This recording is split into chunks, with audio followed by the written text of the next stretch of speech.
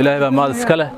مر لباد iyo mar saddexaad Ilaahay baan u mahad celinaynaa sidaas oo kale waxaan rabnaa inaan u mahad celino saraakiisha ciidanka xoogga dalka Soomaaliyeed ciidamada mujaahidiinta deegaanka oo dhammaan deegaanadan ku hareeraysan ka soo gurmaday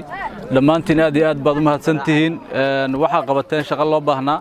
waxaan maanta joognaa waa saldhig ka mid ah saldhigyada ugu waaweynaa argagixisada ay ku lahaayeen bariga gobolka Galgaduud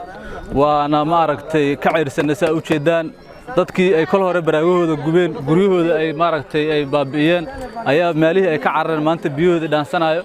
aad iyo aad baan ugu faraxsanahay waana sii wadi doonaa insha Allah taala mar labaad iyo mar saddexaad waxaan u mahad celinaynaa